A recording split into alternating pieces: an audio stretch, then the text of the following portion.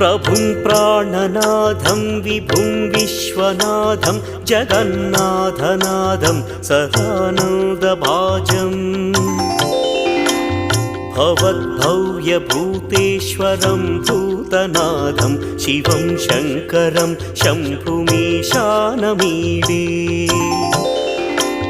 गळेरुण्डमालं तनौ सर्पजालं महाकालकालं गणेशादिपालम्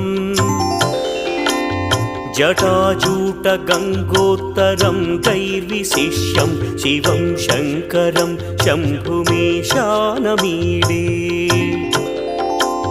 मुदामाकरं मण्डनं मण्डयन्तं महामण्डलं भस्मभूषाधरन्तम्